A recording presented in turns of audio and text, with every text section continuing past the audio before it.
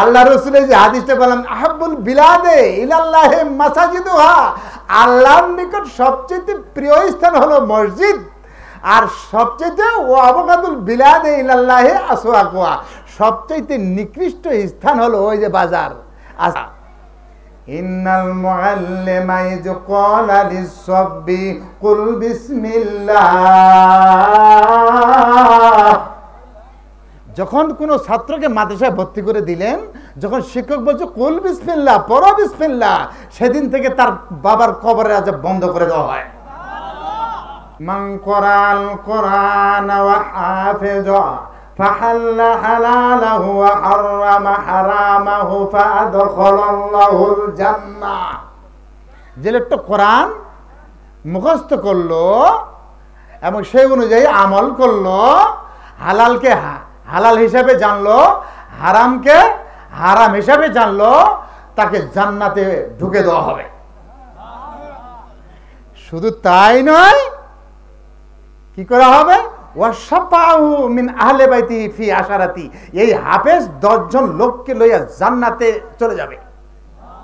আল্লাহ বলবেন, শোনো হাফেজ, কাম হিয়ার, আসো, তোমার পরিবার থেকে তুমি 10 জন লোককে নিয়ে তুমি জান্নাতে ঢুকে পড়ো।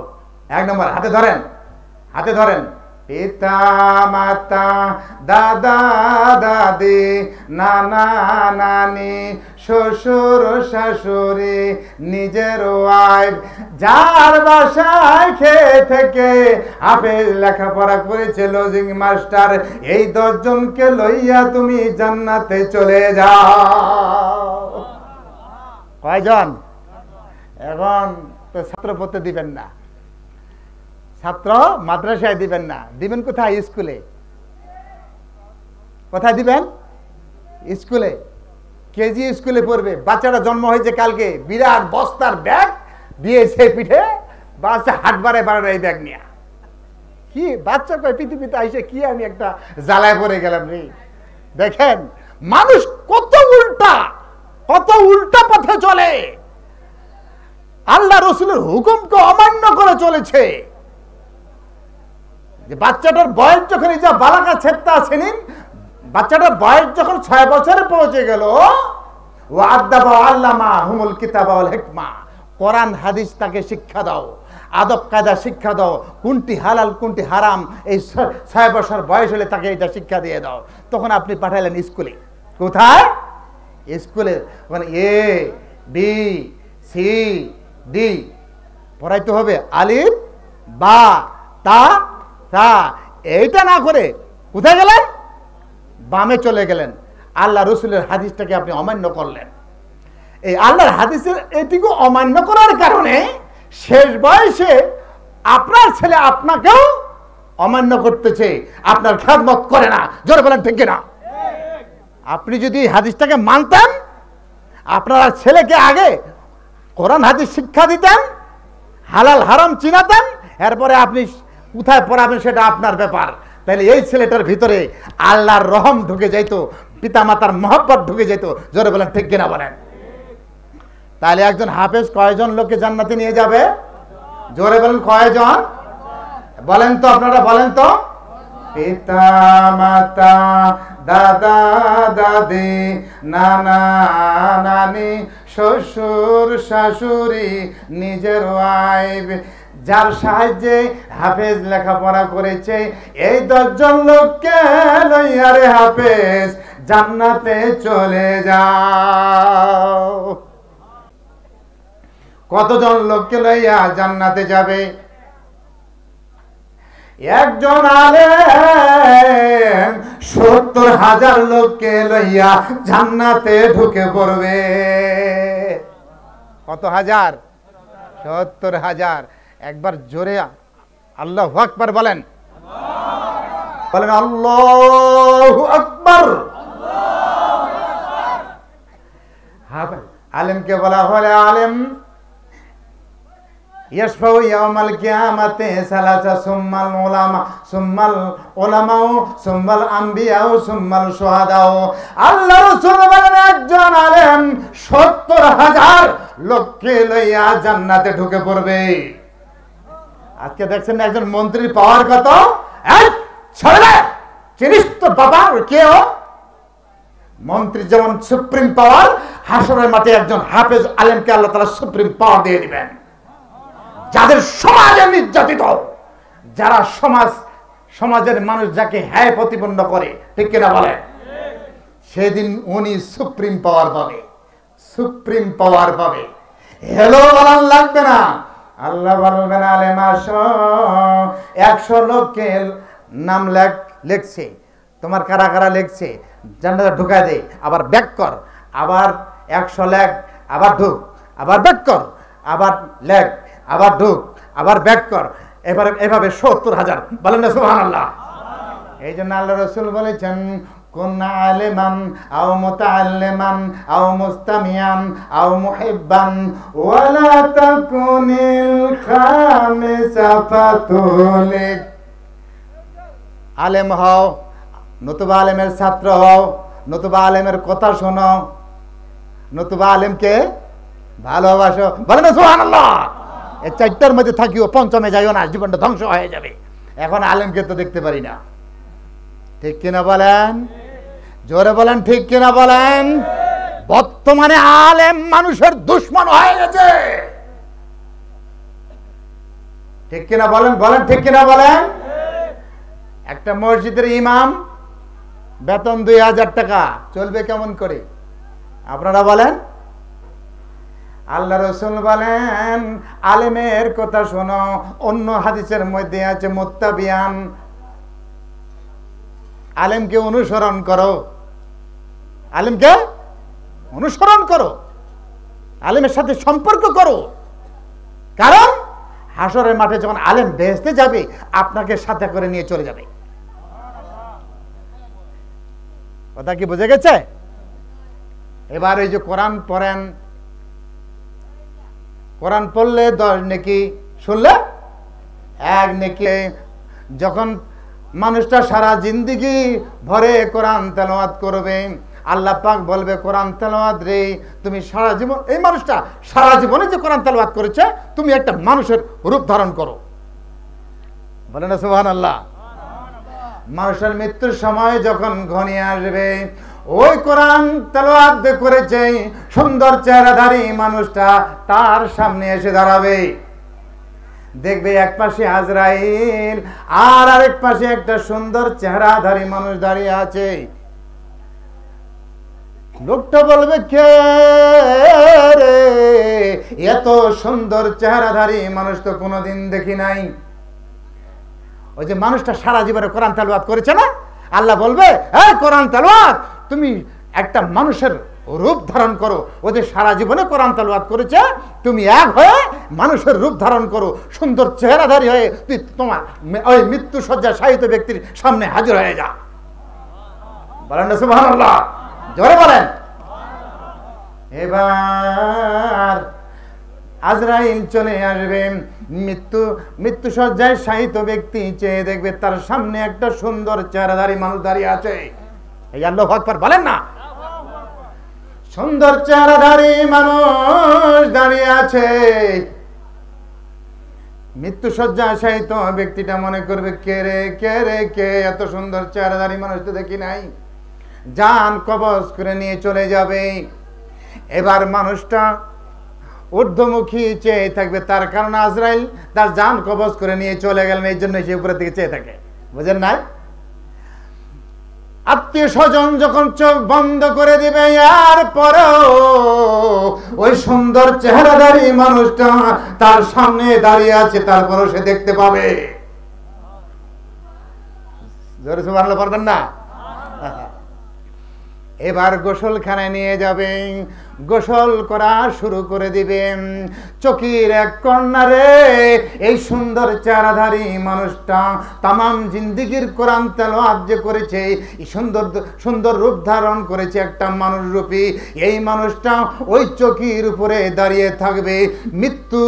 মৃত্যুবরণকারী ব্যক্তিটা চেয়ে থাকবে যে তাকে যে গোসল করাচ্ছে, সে অবস্থায় চেয়ে থাকবে যে তার পাশে একটা সুন্দর চেহারাধারী মানুষ দাঁড়িয়ে আছে।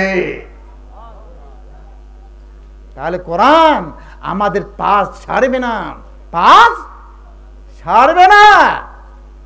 আসিয়ামু ওয়াল কুরআনু ইয়াশফিআন লিল আবদি ইয়াউমিল কিয়ামা। কোরআন এবং রোজা আমাদের জন্য সুপারিশ করবে, বলেন না সুবহানাল্লাহ। এবার গোসল শেষ, কাফনের কাপড় পরাইতে যখন নিয়ে যাবে, নিয়ে গেছে, ডানের কাপড় বামে দিবে, বামে কাপড় যখন বামে দেওয়ার শুরু করে দিয়ে দিবে, ওই সুন্দর চেহারাধারী মানুষটা আল্লাহর হুকুমে ওই মৃত্যু ব্যক্তির বুকের উপর শুয়ে পড়বে। কথা শুয়ে পড়বে, বুকের উপর শুয়ে পড়বে। এমত অবস্থায় কাফনের কাপড় পরিয়ে দেওয়া হবে, মাথায় বেঁধে দেওয়া হবে, পায়ে বেঁধে দেওয়া হবে, মাঝখানে বেঁধে দেওয়া হবে, নিয়ে যাওয়া হবে কোথায় বলেন বলেন বলেন? কবরে নিয়ে যাওয়া হবে। কবরে যখন নামানো হবে, এবার বাঁশ বিছানো শেষ হয়ে যাবে, মাটি দেওয়া শেষ হয়ে যাবে, মুনকির নাকির যখন আসতেছে, ওই সুন্দর চেহারাধারী মানুষটা শব্দ পাচ্ছে, আসতেছে, এমন অবস্থায় কাফনের ভিতর থেকে বের হয়ে কবরের এক পাশে চুপ করে বসে থাকবে। আল্লাহু আকবার বল। কথা বসে থাকবে কবরের। ওকে, মানুষটা তামাম জিন্দেগির কোরআন তেলাওয়াত, সুন্দর চেহারাধারী রূপ নিয়ে এসে কবরের পাশে চুপ করে ভিতরে বসে আছে।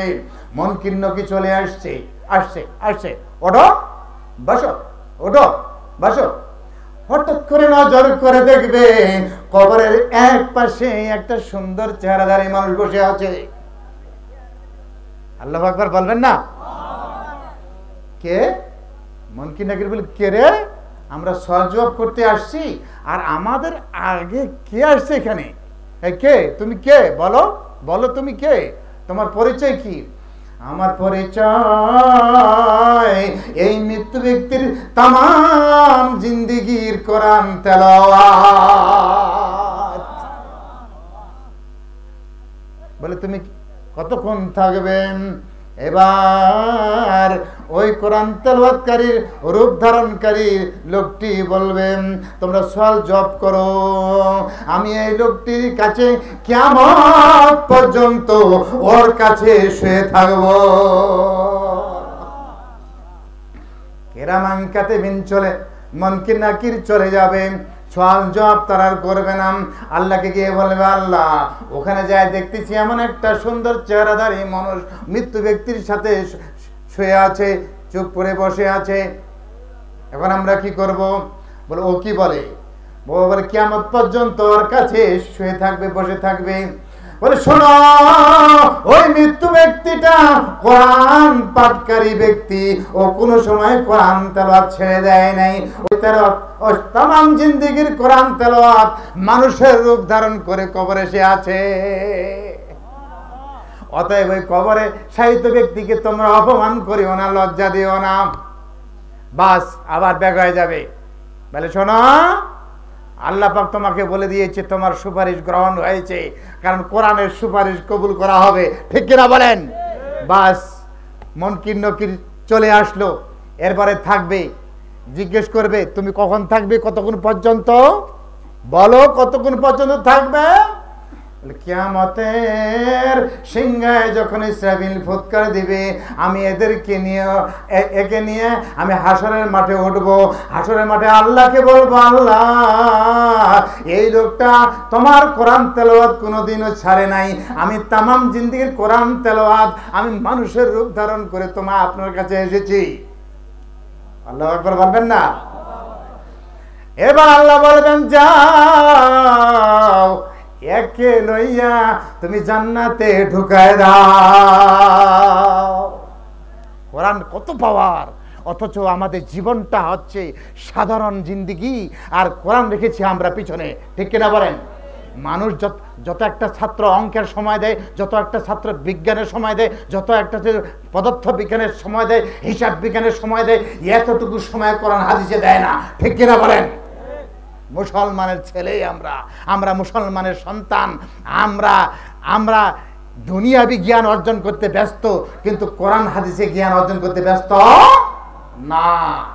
আসুন ছেলে মেয়েদেরকে প্রাথমিক অবস্থায় হালাল হারাম কোনটি জেনে শিখাই, কোরআন পড়তে শিখাই, হাদিস পড়তে শিখাই, এইটুকু শিখিয়ে তারপরে স্কুল কলেজ পড়াবেন, অসুবিধা নেই। ঠিক কিনা বলেন? এটা ঠিক আছে তো? এবার আসেন জান্নাতে এই লোকটা ওই মৃত্যু ব্যক্তিকে নিয়ে চলে যাবে, জান্নাতে নিয়ে চলে যাবে। ফুল হবে দুইটা। কয়টা ফুল হবে? জোরে বলেন। দুইটা ফুল হবে। জাহান্নামের উপরে একটা সিরাত হবে, ফুল ছাড়া যেটাকে বলি, এটা হবে। কথা কি বোঝা গেছে? আরাফের উপরে একটা হবে। কয়টা? আরাফের উপরে হবে। শেষ পর্যন্ত এই 3.5 হাত বডিটা ওই পর্যন্ত যাবে। জান্নাতের আগে একটা নহর আছে, মাওয়াতুল হায়া, কি নাম বলেন? ওই নহর পর্যন্ত এই 3.5 হাত বডিটা হবে, থাকবে। আল্লাহ বলবে তুমি জান্নাতে যাবে, বলে যাবে, হ্যাঁ যাব। এই নহরের মধ্যে ডুব দাও। কি দাও? ডুব দাও। ডুব দেওয়ার সাথে সাথে 60 হাত লম্বা হয়ে যাবে। বলেন না সুবহানাল্লাহ? ওই নহরটার নাম মাওয়াতুল হায়া। সুবহানাল্লাহ পারবেন না? এই পর্যন্ত 3.5 হাত বডি পর্যন্ত চলবে। ওই নহরের মধ্যে যখন জান্নাতের আগে একটা নহর আছে, নহরটার নাম মাওয়াতুল হায়া। যারাই জান্নাতে যাবে ওই নহরের মধ্যে ডুব দিতেই হবে। যখন এই ডুব দিবে 5টা নবীর গুণাবলী সে পাবে। কয়টা নবী? আদমের মতো 60 হাত লম্বা হবে, ইউসুফ নবীর মতো চেহারাটা সুন্দর হবে। কার মতো লম্বা হবে? 3.5 হাত বডিটা কয় হাত লম্বা হবে? 60 হাত। কোথায়? ওই মাওয়াতুল হায়ার মধ্যে ডুব দিবেন, জান্নাতে ঢুকবেন, তখন এই দেহটা কয় হাত হবে? বলেন বলেন। 60 হাত হবে। বলেন সুবহানাল্লাহ। লোকেরা কথা কয় না, চুপ করে বসে থাকেন। বাবা কি দুই একটা হা না কিছু কয়েন, তাহলে বুঝমু যে আপনারা বুঝতে চান। একবার জোরে বলেন সুবহানাল্লাহ। আদমের মতো 60 হাত লম্বা হবে, চেহারাটা হবে ইউসুফ নবীর মতো সুন্দর। ইউসুফ নবী কত সুন্দর ছিল। আল্লাহ রাসূল যখন মেরাজে গিয়েছিলেন, ইউসুফ আলাইহিস সালামকে দেখেছেন। সাহাবীগণ জিজ্ঞাসা করেছেন ইউসুফ আলাইহিস সালাম কেমন সুন্দর ছিল। আল্লাহ রাসূল বলেছেন, সাহাবীগণ শোনো, তাম বিশ্বের মানুষকে যতটুকু সুন্দর দেওয়া হয়েছে, অর্ধেক সুন্দর দেওয়া হয়েছে ইউসুফকে। বুঝা গেছে? আমরা তো একটা সুন্দরী মেয়ে দেখলে পাগল হই, এগুলো সুন্দরী হুর যদি চুলটা খালি একটু খালি উকি পারতো, গোটা দুনিয়াটা আলোকিত হয়ে যেত। সুবহানাল্লাহ পারবেন না জোরে? হ্যাঁ। 3 নম্বর কণ্ঠ হবে দাউদ পয়গম্বরের মতো। কজন নবীর গুণাবলী হবে? একটা জান্নাতি কজন? বলেন বলেন। 5 জন। কয়জন? 1 নম্বর 60 হাত লম্বা হবে দাউদ আলাইহিস সালামের মতো। 2 নম্বর চেহারা হবে ইউসুফ নবীর মতো সুন্দর। 3 নম্বর কণ্ঠ হবে দাউদ নবীর মতো। দাউদ যদি এই জায়গায় কথা বলে 120 কিলোমিটার দূরের লোকেরা শুনতে পাবে দাউদ নবীর কণ্ঠ। আল্লাহু আকবার বলেন। আমরা যদি এখান থেকে একটা চিৎকার দিই 1 কিলোমিটার যাবে। কত কিলোমিটার? 2 কিলোমিটার। দাউদ পয়গম্বর যদি এখানে কথা কয় কত কিলোমিটার যাবে? 120 কিলোমিটার। বলেন না সুবহানাল্লাহ। কয়জন নবীর কথা বললাম? কয়জন? 3 জন। কয়জন? বয়স হবে ঈসা রুহুল্লাহর মতো 33 বছর। বুড়া মানুষ আর বুড়া থাকবে না, বুড়ি মানুষ আর বুড়ি থাকবে না। ওই নহরে ডুব দিলে বুড়া 33 বছর বয়স হবে। বুড়ি মানুষ নহরে ডুব দিলে 16 বছরের যুবতী হবে। বলেন না সুবহানাল্লাহ। কষ্ট আছে বাবাজি? ভাষা হবে আরবি মুহাম্মাদুর রাসূলুল্লাহ সাল্লাল্লাহু আলাইহি সাল্লাম। এখন মসজিদমুখী হয়ে কি লাভ? শুনুন, আল্লাহ ওয়াজ করছে। ফালিয়াবুদু রাব্ব হাযাল বাইত। তোমরা কি মসজিদে এসে ইবাদত করো, আসলে কি লাভ হবে? এই এই আসলে কি লাভ হবে? এই খকানের বাবা, তুমি খালি কিন্তু বক বক করে মসজিদে যাও, মসজিদে যাও, যাইয়া কি লাভ হবে? আল্লাহ নিজে ওয়াজ করছে সূরা কুরাইশে, আল্লাযী আত'আমাহুম মিন জু', যখন সে ক্ষুধা লাগবে তার, আমি তার খাবারের ব্যবস্থা করে দেব। কোথায় আসে ইবাদত করলে? মসজিদে এসে ইবাদত করলে, আল্লাহর ঘরে ইবাদত করলে যখন ক্ষুধার্ত হবে তার খাবারের ব্যবস্থা কে করে দিবে? জোরে বলেন কে? এখন বলছে আল্লাহ করে দিবে, ধান লাগাইছি ওখানে পোকা খায় শেষ করে দিল, আর আপনি কেন আল্লাহ দিবে খাবার? পোকা কেন দিচ্ছে সেই কারণটা আমি তুলে ধরবো আপনাকে একটু পরে। এরপরে অংশ বলছে কি, وآمنهم من خوف।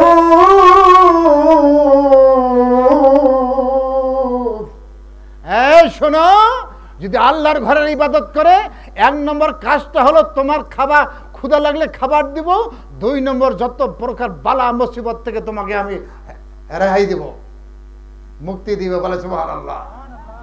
এখন কি ইবাদতের মজা পাচ্ছেন? নাম্বার 3, মসজিদ ঘরে ইবাদত করলে আবার কি লাভ? শোনো, বলছি তোমাকে আমি জান্নাতের মেহমান করব। কিসের মেহমান করবে? জান্নাতের মেহমান করবে। এই আয়াতের তাফসিরে কাবীরের মধ্যে একটা ঘটনা লিখে দিয়েছে। ঘটনাটা আমি স্টার্ট দিব, শেষ করব পরে, কিন্তু ঘটনাটা আমি শুরু করব। ওইগুলো চারপাশে ঘটনাগুলো রেখে দিয়েছি, এটাও আমি আবার শুরু করে দিয়ে আবার আমি আমার ওই মাদ্রাসার দিকে টানবো, আমি মসজিদের দিকে টানবো। লোকটা স্ত্রীকে বলছে, শোনো শোনো শোনো, আল্লাহ রিজিক দেখ। কে বলছে রে? কে বলছে রে? আমি নিজে কাজ করে খাই, এই যে ধান খেতে কাজ করতে সব কিছু কাজ করে খাই। বিবি বলছে এই কথা বলিও না, মেয়েদের মন তো নরম, ঠিক কিনা বলেন? মেয়ে বলছে খবরদার কথা বলো না, আল্লাহ রেগে যাবে। তুই তোর আল্লাহ নিয়ে তুই ধরে থাক, আমি গেলাম বাইরে গেলাম, 1 বছর আসবো না, আমি টাকা ইনকাম করে এরপরে যা। চলে গিয়েছেন দেশের বাইরে। তাফসিরে কাবীরের মধ্যে ঘটনাটা লিখেছেন, বিরাট বড় ঘটনা, ছোট করে বলবো। 1 বছর ইনকাম করেছে, লক্ষ লক্ষ দিনার গ্রহণ করেছে, মালিক হয়েছে। এবার বাড়ি ফিরতেছে। তখন তো গাড়ি ঘোড়া নেই, আছে নাই, কিছু কিছু হাটে আসতে হয়, কিছু কিছু ঘোড়ায় চড়ে আসতে হয়। হাটে আসতেছে, সামনে বড় পাহাড়, পাহাড়ের কাছে আসছে। এবার একদল ডাকাত তাকে ধরে ফেলছে, ধরে পা দুইটা বাঁধছে, হাত দুইটা বাঁধছে, বাঁধছে ওই পাহাড়ের উপরে উঠেছে, যেখানে কেউ যাবে না কোনোদিন, কোনোদিন মরে গেলেও সে তার খোঁজ খবর পাবে না। ওই বড় পাহাড়ে তুলছে, ওই পাহাড়ের কাছ দিয়ে কোনো লোকজন যায় না। এত বড় উঁচু পাহাড়, ওখানে লোক তো যাবেই না, চিল্লাইলে আওয়াজ নিচে পাবেও না। ওর হাত দুইটা বাঁধছে, পা দুইটা বাঁধছে, বাঁধে উপরে উঠছে। ওর টাকা পয়সা যা দিনার ছিল সব ডাকাতগুলো নিয়ে নেমে পড়েছে। শেষে যে লোকটা নেমেছে, শেষে যে ডাকাতটা নেমেছে, উনি বলছে, শোনো, তোমাকে এখানে না খাওয়ায় মারবো বেটা, সব নিয়ে চলে গেলাম, এখানে তুমি থাকবি, এখন মরে যাবি। বাস, ডাকাতেরা নেমে চলে এসেছেন। আল্লাহু আকবার বলেন। ডাকাতেরা নেমে চলে এসেছেন। 1 দিন গেল না খাইলো, 2 দিন গেল খাইলো না, 3 দিন গেল খাইলো না। সে লোকটার দেহটা অবশ হয়ে যাচ্ছে, দুর্বল হয়ে গেছে। এই আল্লাহু আকবার বলেন। আর একটু জোরে বলতে হবে বাবা, আল্লাহু আকবার বলেন। দুর্বল হয়ে যাচ্ছে। 4 দিনের মাথায় বললে, আল্লাহ গো, ও আমার আল্লাহ, আমি আমার বিবির কাছে ঝগড়া করে এসেছি, আমি তো তোমাকে অস্বীকার করেছি গো আল্লাহ। আমি বলছি কাজের বিনিময়ে টাকা আসে, কাজের বিনিময়ে খাবার আসে, কিন্তু এখন বুঝলাম খাবারের মালিক তুমি আল্লাহ।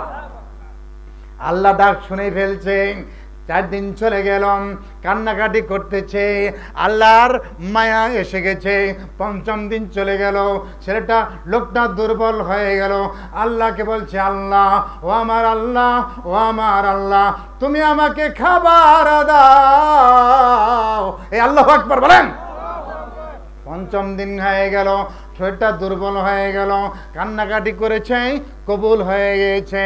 ইব্রাহিম ইবনে আদহাম সারাদিন কাজ করেছে, ও একটা রুটি পেয়েছে, খাইতে বসেছে। আল্লাহ পাক বলল, কাক, আমার একজন বান্দা, নেক বান্দা, ও রুটি খাচ্ছে, ওই রুটিটা ছো মেরে ওই পাহাড়ে নিয়ে যায়, ওই লোকটাকে তুমি খাওয়ায় দাও। এবার কাক আল্লাহর হুকুম পেয়ে ইব্রাহিম ইবনে আদহাম খাইতে বসছে একটা রুটি, ও রুটিটা ছো মেরে নিয়ে গিয়েছে, উড়াচ্ছে সামনে।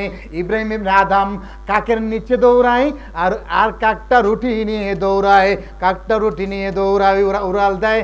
কাকের ছায়ার নিচে নিচে ইব্রাহিম ইবনে আদহাম দৌড়ায়।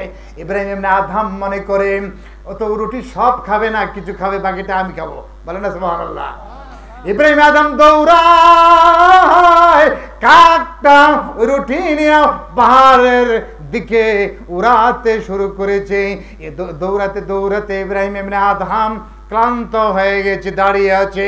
শেষ পর্যন্ত তাকিয়ে দেখলো ওই কাকটি বড় একটা পাহাড়ের উপরে গিয়ে পড়ছে।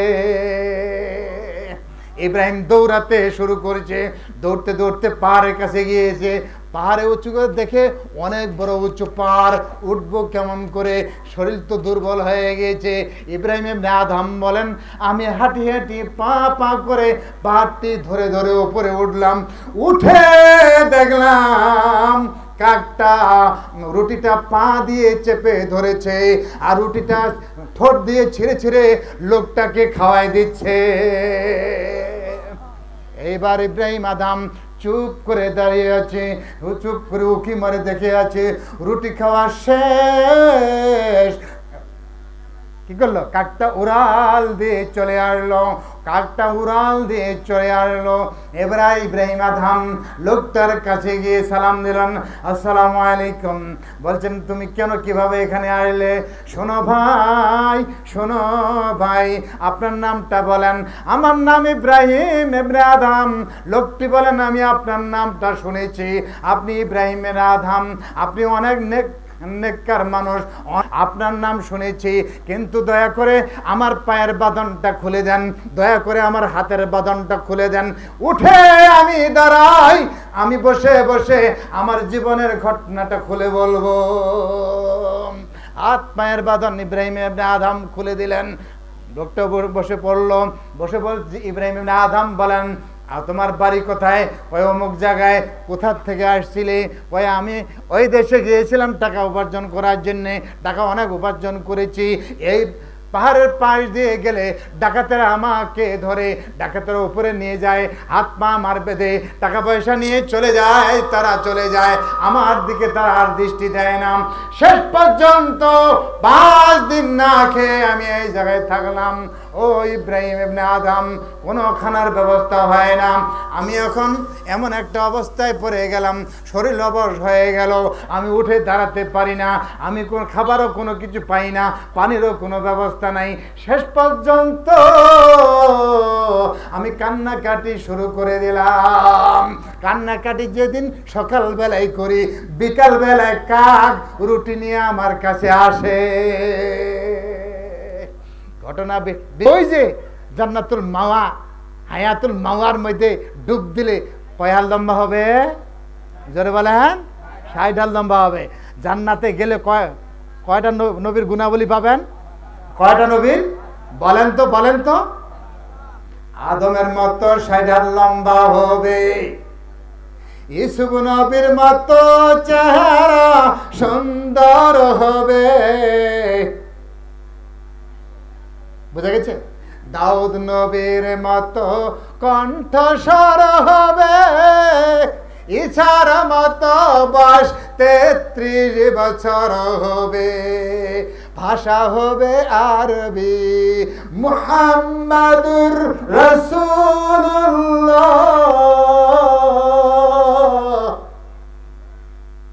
সুবহানাল্লাহ পারবেন না? জোরে বলে সুবহানাল্লাহ। তাহলে বয়স্ক মানুষ জান্নাতে যাবে? কত বছর বয়স হবে? পুরুষদের বয়স হবে 33 বছর, বুড়ির বয়স হবে 18 বছর।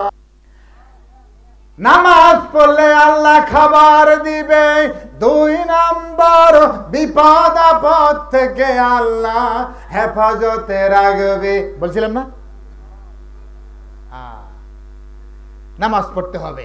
এখন একটা লোক বলতেছে আমি নামাজ পড়ি না পড়ি।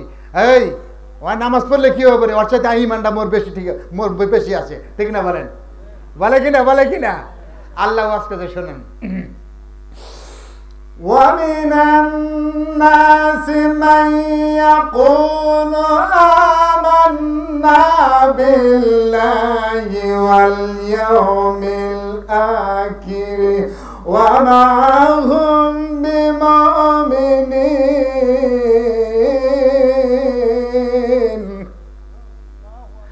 আল্লাহ বলছেন যারা নামাজ পড়ে না ওরা যদি ইমানদারের দাবি করে, ওকে বলো তুমি আর ইমান নাই। ইমানের পরিচয় হলো নামাজ। নামাজ পড়িবে যেই জান্নাতে যাবে সেই। বলেন না সুবহানাল্লাহ। নামাজ আছে যার ইমান, বলেন না?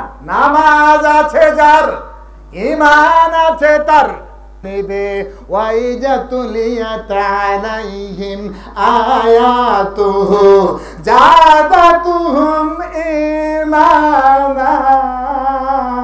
যখন মানুষ কোরআন তেলাওয়াত করবে আল্লাহ বলবেন আমি তোমার ঈমানটা বাড়াই দেব। নাম্বার 2, সাহাবীগণ জিজ্ঞেস করেন আমি ঈমান হারাই ফেলেছি, ঈমানটা আবার কেমন করে নবায়ন করব? মোটরসাইকেলের গাড়ির টাইম শেষ হয়ে গেছে, এবার কাগজটা নবায়ন করে নিয়ে আইলেন। গাড়ির কাগজ ফেল হয়ে গেছে, নবায়ন করে নিয়ে আইলেন। কোন কারণে ঈমান চলে গেলে ঈমান নবায়ন করবেন যেভাবে আল্লাহ রাসূল বলেছে। আল্লাহু আকবার বলেন। নুজাদ্দিদু ঈমানাকুম, তোমাদের ঈমানকে নবায়ন করো। ইয়া রাসূলুল্লাহ কাইফা নুজাদ্দিদু ঈমানানা, কিভাবে আমাদের ঈমানকে নবায়ন করব? ক্বালা কাউলু আকসিরু মিন লা ইলাহা ইল্লাল্লাহ, যতবার পড়বে লা ইলাহা ইল্লাল্লাহ ততবার ঈমান নবায়ন হবে।